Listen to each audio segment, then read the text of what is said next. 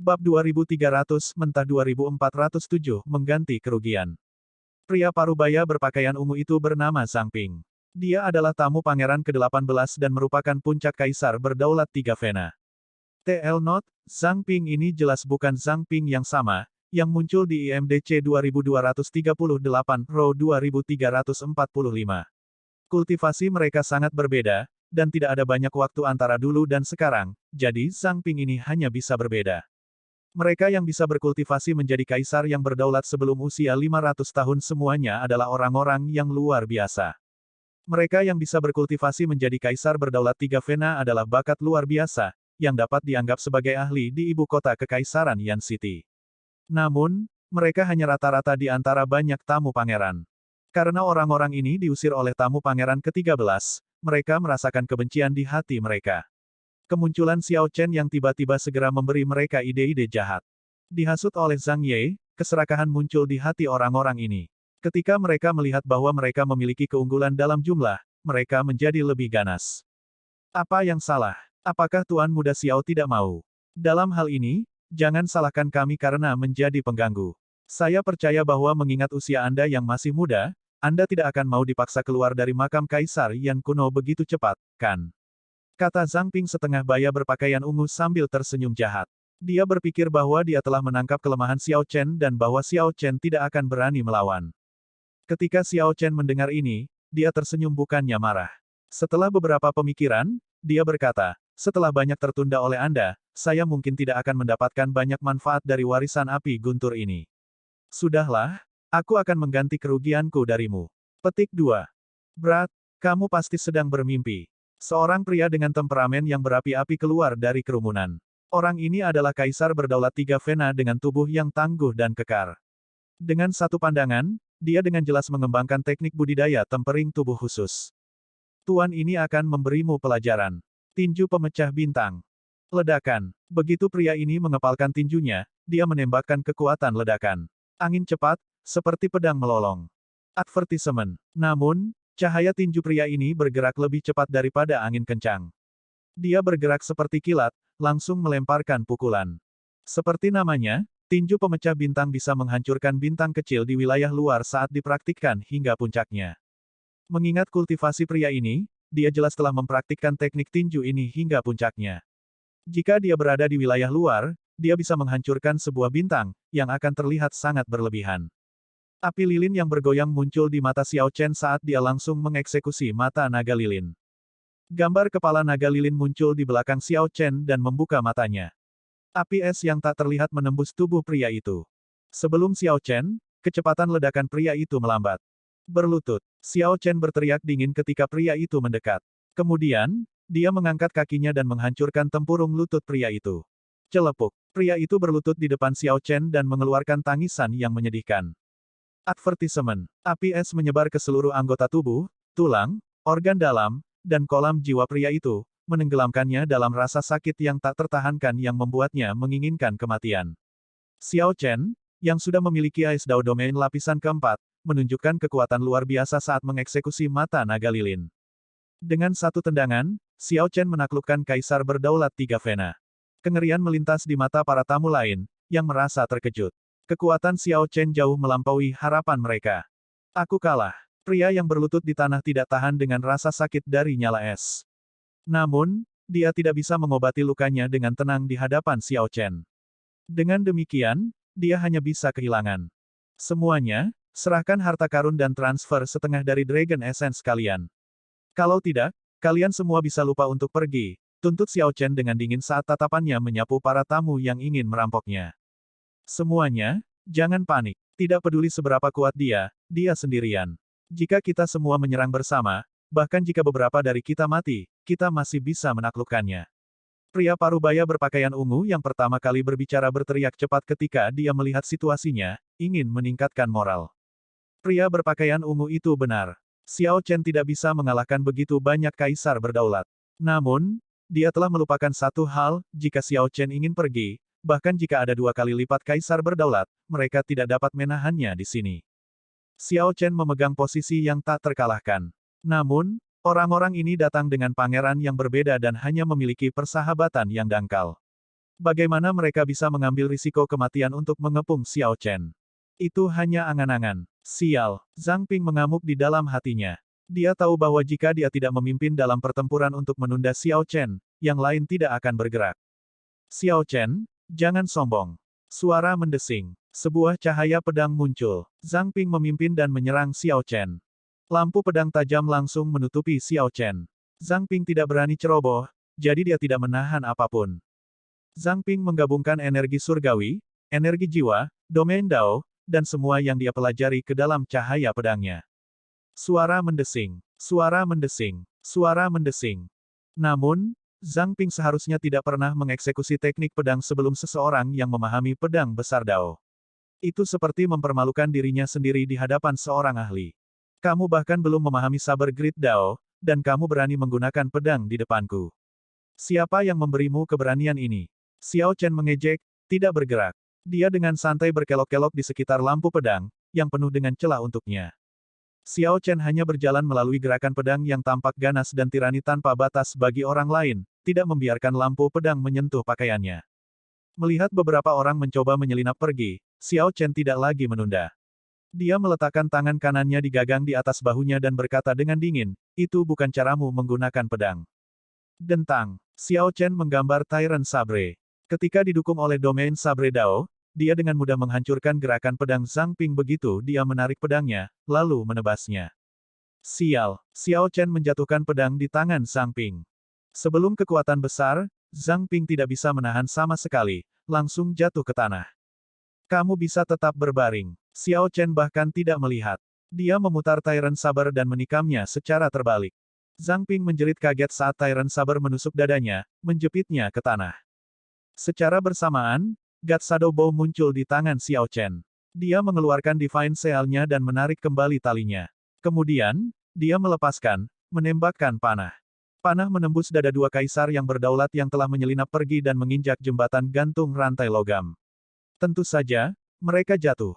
Bahkan kaisar berdaulat 5 Vena tidak dapat menahan api guntur yang mengerikan di bawah.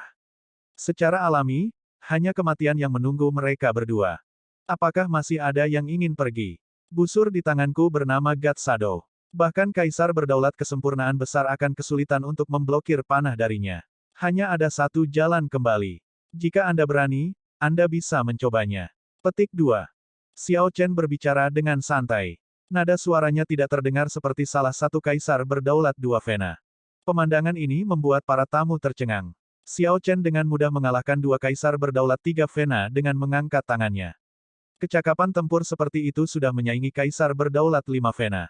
Biarkan aku pergi. Aku akan memberimu harta yang berharga. Ini adalah strip batu giok saya. Petik 2. Zhang Ping benar-benar putus asa. Meskipun dia menggenggam Tyrant Saber, yang bilahnya berkedip dengan lampu listrik, dengan kedua tangan, dia tidak bisa menariknya keluar dari dadanya, gagal untuk mengalahnya sedikitpun. Zhang Ping adalah orang pertama yang tunduk pada Xiao Chen. Pada awalnya, dia mengatakan bahwa Xiao Chen tidak akan mau meninggalkan makam Kaisar Yan kuno. Pada akhirnya, dialah yang tidak mau pergi. Dengan contoh Zhang Ping dan pembudidaya tubuh fisik dan ancaman busur bayangan dewa, kelompok orang ini harus tunduk. Orang-orang ini mencoba mengambil keuntungan tetapi akhirnya dimanfaatkan. Mereka merasa sangat menyesal bahwa usus mereka berubah menjadi hijau. Mereka bahkan mengutuk 18 generasi leluhur Zhang Ping di dalam hati mereka. Semuanya berjalan baik. Biarkan saja Xiao Chen lewat. Mengapa Anda menghentikannya? Ketika sekelompok orang ini pergi, Xiao Chen melihat potongan batu gioknya yang terisi secara signifikan dan menunjukkan senyum puas. Gambar naga lain telah muncul di sekitar strip batu giok. Xiao Chen juga telah mendapatkan setumpuk harta karun.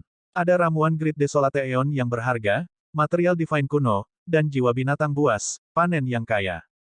Bahkan jika dia tidak mendapatkan warisan api guntur dalam perjalanan ini, dia sudah menuai panen yang kaya. Aku tidak akan menyeberangi mereka yang tidak menyeberangi aku. Mereka yang menyeberang saya akan membayar 10 kali lipat. Xiao Chen dengan tenang menyimpan harta berharga ini. Dengan erat menggenggam potongan batu giok, dia berbalik dan menuju ke kedalaman istana. Saat dia mempertimbangkan God Shadow Bow di tangannya, dia memasuki pemikiran yang dalam. Kemudian, dia mengeluarkan topeng Dewa Kematian dan memakainya. Pada saat itu, aura Xiao Chen menghilang saat dia bergabung ke dalam kegelapan. Dua kaisar berdaulat 4 vena dan satu kaisar berdaulat 5 vena dari warisan bangsawan, bakat luar biasa, dan garis keturunan Grid Desolate Aeon. Rakyat jelata barusan tidak bisa dibandingkan dengan ketiganya. Ada perbedaan besar dalam kekuatan.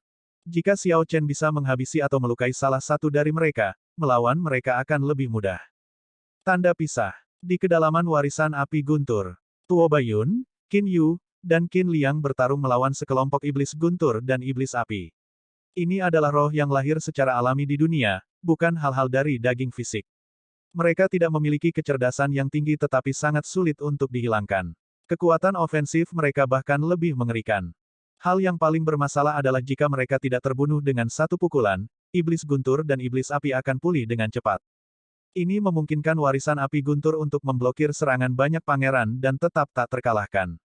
Namun, hasilnya akan sulit untuk dikatakan dengan kedatangan ketiganya. Ketiganya hidup hingga menjadi kaisar berdaulat elit yang dipilih dengan cermat dari 8 kerajaan besar. Mereka tidak tampak lemah di hadapan banyak iblis guntur dan iblis api, praktis membunuh satu dengan setiap gerakan. Beberapa yang kuat tidak bisa dibunuh dengan satu pukulan. Untuk lawan seperti itu, orang lain akan segera menindaklanjuti, menunjukkan kerja sama diam-diam. Adapun Tuo Baiyun dari kerajaan serigala surgawi itu, dia bahkan lebih luar biasa. Dia melawan iblis ganas yang bermutasi sendirian. Iblis ganas ini tampaknya merupakan perpaduan dari iblis guntur dan iblis api. Setengah tubuhnya berkedip dengan lampu listrik, dan setengah lainnya memiliki nyala api. Ini adalah gabungan api dan guntur, beralih bebas di antara keduanya. Saat menggunakan dua domain Dao, itu bisa menghasilkan Dao Might yang mendekati domain Dao lapisan ke-9. Meski begitu, Tuo Baiyun menghadapi iblis ganas yang bermutasi ini dengan sangat mudah, tampak sangat tenang. Sepertinya Tuo Baiyun tidak perlu berusaha keras. Dia ingin menunggu Qin Yu dan Qin Liang untuk berurusan dengan iblis ganas lainnya terlebih dahulu, kemudian bekerja sama untuk membunuh iblis ganas yang bermutasi ini. Saat ketiganya membenamkan diri dalam pertempuran, mereka tidak menyadari bahwa sosok dalam kegelapan telah mengamati mereka untuk waktu yang lama. Saya tidak bisa menyentuh Tuo Baiyun, dia jelas memiliki energi yang tersisa, dan God Shadow Bow mungkin tidak mengenainya. Saya hanya bisa menargetkan Qin Yu dan Qin Liang. Xiao Chen, pengamat tersembunyi, mengambil keputusan. Saat dia menarik kembali talinya, api hatinya membakar dan menutupi panah. Bab 2301, Mentah 2408, kebal terhadap keinginan dan gairah. Xiao Chen mengendarai segel surgawinya dan memasukkan energi jiwanya ke haluan. Setelah dia menarik kembali talinya dan api hati menutupi panahnya, dia melepaskan panahnya. Suara mendesing. Hampir pada saat yang sama saat Xiao Chen melepaskan panah, peti Qin Yu, yang bersiap untuk membunuh iblis guntur, meledak. Sebuah lubang berdarah, seukuran mangkuk muncul di dada Qin Yu. Darah menyembur keluar seperti air mancur. Advertisement. Api hati pada panah memasuki tubuh Qin Yu melalui luka, sangat mengguncang jiwanya. Segel surgawi di kolam jiwanya berkedip, meredup. Sejumlah besar energi jiwa tersebar tak terkendali. Tanpa perlu berpikir, iblis guntur yang dia lawan melemparkan serangan telapak tangan. Begitu tangan ungu menggeliat menabrak kepala Qin Yu, petir jatuh dari langit. Ledakan. Qin Yi yang sudah terluka parah jatuh di tempat. Jiwanya bubar, dan semua tanda kehidupan lenyap. Semua ini terjadi dalam waktu yang dibutuhkan percikan api untuk terbang. Sayangnya, Qin Yu bahkan tidak punya waktu untuk mengeluarkan garis keturunan Grid Desolate Aeon atau banyak harta yang menyelamatkan jiwa. Dia jatuh dalam sekejap. Kakak kedua, tidak jauh, Qin Liang merasa tertegun untuk waktu yang lama ketika dia melihat pemandangan ini. Ini terjadi terlalu cepat. Dari saat Xiao Chen melepaskan panah hingga kematian Qin Yu, hanya 2 napas waktu yang telah berlalu. Advertisement. Qin Liang tidak bisa menyelamatkan Qin Yu meskipun ingin. Dia hanya bisa menyaksikan mayat Qin Yu direduksi menjadi tumpukan lumpur di bawah kaki iblis guntur yang menghentak, pemandangan yang kejam. Setelah menembakkan panah ini, Xiao Chen pasti akan terekspos kecuali dia segera pergi. Oleh karena itu, dia muncul perlahan dari kegelapan dan melepas topeng Dewa Kematian. Qin Liang, yang terkejut saat bangun, nyaris menghindari serangan iblis guntur dan iblis api. Ketika dia melihat Xiao Chen, dia menjadi marah. Xiao Chen, kamu naga berdarah campuran, untuk berpikir bahwa kamu berani membunuh saudara keduaku. Petik 2. Xiao Chen mempertahankan ekspresi tenang, sama sekali tidak tergerak. Saat itu, perlombaan naga emas mengejarnya hampir ke titik tidak bisa kembali di Kekaisaran Naga Surgawi.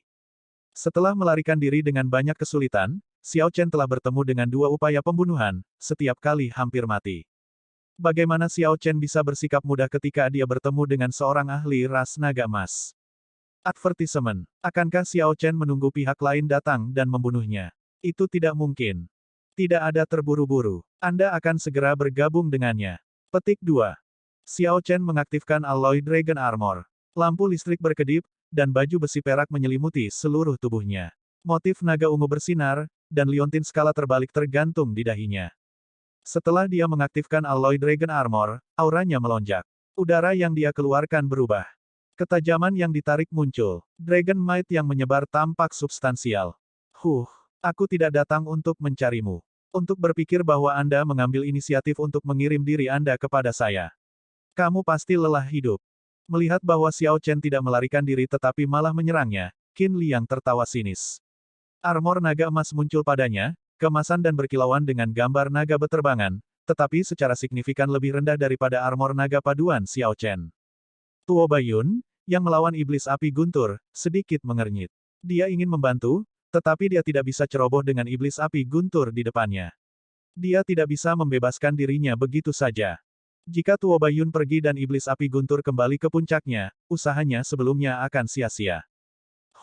Dengan pemikiran ini, Tuo Baiyun memutuskan untuk pergi keluar, tidak lagi menahan diri. Dia bersiap untuk menghabisi iblis api guntur dengan cepat sebelum membantu Qin Liang berurusan dengan Xiao Chen.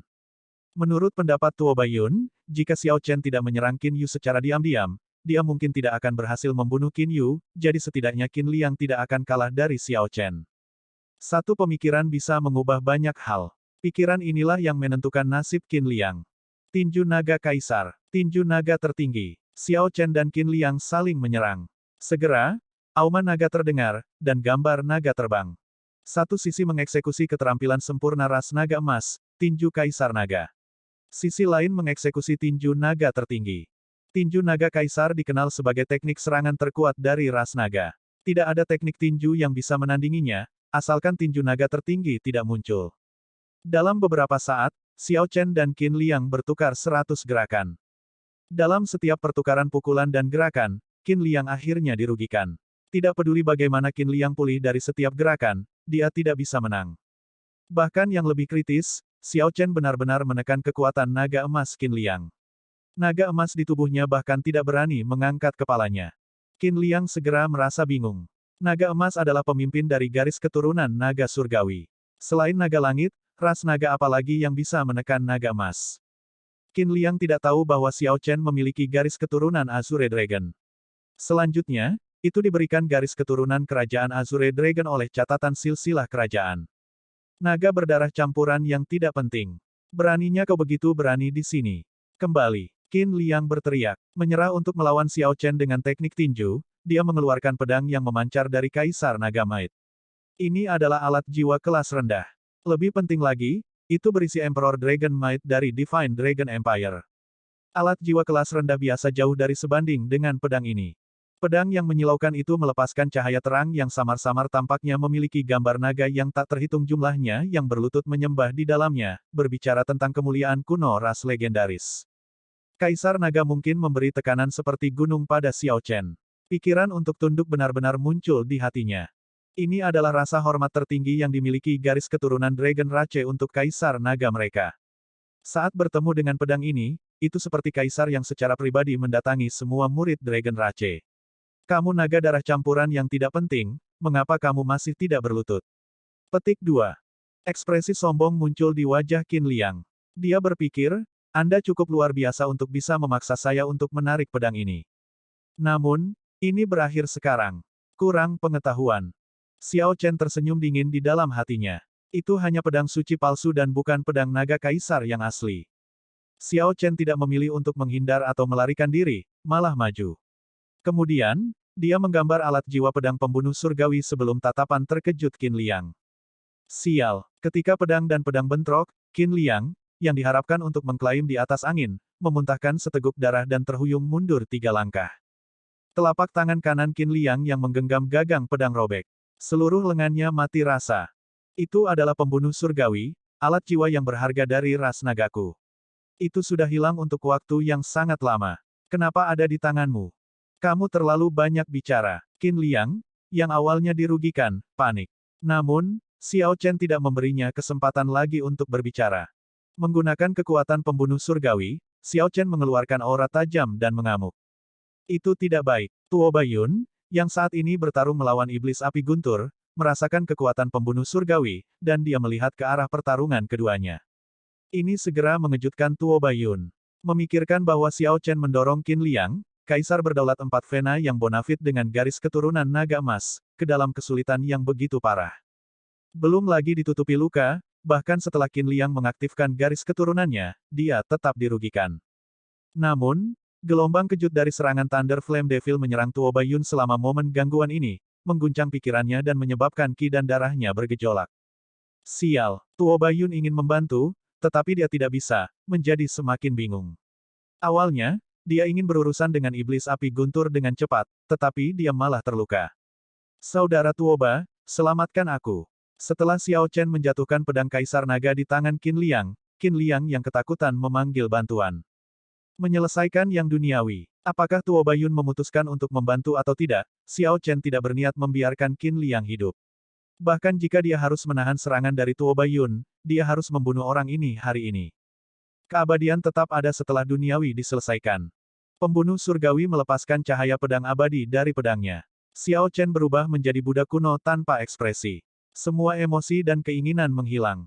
Serangan pedang ini berisi semua obsesi Xiao Chen. Mati. Setelah kehilangan pedang naga kaisar, Qin Liang tidak dapat bertahan hidup bahkan jika dia memiliki 9 nyawa saat menghadapi gerakan pembunuhan yang dieksekusi oleh alat jiwa kelas medial. Begitu cahaya pedang ditebang, langkah defensif yang dilakukan Qin Liang hancur. Menampilkan ekspresi tidak puas dengan mata penuh ketakutan, Qin Liang hanya bisa melihat tanpa daya saat pedang turun ke arahnya. Kemudian, serangan pedang benar-benar memotong tubuh dan jiwa Qin Liang. Setelah mengembalikan pedang ke sarungnya, Xiao Chen dengan tidak tergesa-gesa mengambil pedang naga kaisar tiruan dan potongan giok berisi esensi naga yang ditinggalkan oleh 2 naga emas. Kakak, Tuo Baiyun akhirnya membunuh iblis api guntur. Kemudian, dia mengambil Thunder Flame Pearl yang berkedip-kedip dengan cahaya listrik dan api. Sulit bagi iblis guntur dan iblis api untuk bergabung, apalagi bergabung dengan sempurna. Thunder Flame Pearl yang ditinggalkan oleh Thunder Flame Devil pasti akan menjadi harta karun tertinggi. Setelah Xiao Chen menyingkirkan pedang naga kaisar dan potongan batu giok, dia bertemu dengan tatapan Tuo Baiyun ketika dia berbalik. Tidak ada ketakutan di mata Xiao Chen, hanya ketenangan dan ketidakpedulian. Sepertinya tidak ada yang bisa dibanggakan dalam membunuh 2 kaisar berdaulat 4 Vena. Tidak ada suka maupun duka, yang ada hanya ketenangan. Tuo Baiyun merasa terkejut. Sungguh kondisi mental yang menakutkan. Untungnya, saya tidak mengambil risiko mencoba menyelamatkan Qin Liang lebih awal. Jika tidak, saya akan mengalami kesulitan menghadapi pemuda ini setelah mengalami cedera parah selama perjuangan terakhir iblis api guntur untuk hidup. Namun, sekarang, dia tidak menunjukkan rasa takut. Pihak lain sangat kuat. Bahkan sebelum kultivasi saya yang dalam, dia masih memiliki peluang untuk menang. Selain itu, dia mungkin masih memiliki banyak kartu truf yang tidak digunakan. Sebelumnya, kamu memiliki kesempatan untuk menyerangku, kata Tuo Baiyun acuh tak acuh, menahan diri untuk tidak menyerang, untuk saat ini. Sebaliknya, dia dengan tenang mengamati setiap detail di tubuh Xiao Chen. Tuo Baiyun mengacu pada saat ketika Xiao Chen membunuh Qin Liang. Pada saat itu, Tuo Baiyun belum menghabisi iblis api guntur. Namun, Xiao Chen tidak memanfaatkan kesempatan ini. Sebagai gantinya, dia pergi untuk mengambil pedang naga kaisar dan potongan giok keduanya. Tidak perlu. Anda telah menghemat kekuatan Anda. Meskipun Anda memutuskan untuk membunuh iblis api guntur dengan cepat, Anda masih memiliki kartu truf yang tidak digunakan. Seandainya saya bergerak, saya akan langsung menderita serangan secepat kilat Anda. Sebagai kaisar berdaulat 2 Vena, saya tidak dapat menahan serangan puncak dari kaisar berdaulat 5 Vena seperti Anda, kata Xiao Chen dengan tenang dengan ekspresi acuh tak acuh, tidak menunjukkan celah apapun. Ekspresi Tuo Baiyun sedikit berubah. Dia berkata dengan dingin, karena kamu tahu kamu tidak bisa mengalahkanku, lalu mengapa kamu belum scrum? Apakah begitu? Saya tidak mengatakan itu. Secara alami, saya tetap karena saya menginginkan warisan api guntur. Anda naif untuk berpikir bahwa Anda dapat memonopolinya. Petik 2.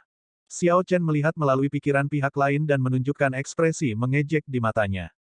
Tepat setelah Xiao Chen berbicara, dia membuka tangan kanannya. Mawar merah segera mekar di telapak tangannya. Suara mendesing. Domain Ice Dao lapisan keempat puncaknya langsung menyebar. Salju beterbangan, dan hawa dingin tiba. Itu belum berakhir. Begitu kepingan salju terbang, Xiao Chen melepaskan listrik yang gemerlap dari tubuhnya. Motif pada Alloy Dragon Armor bersinar.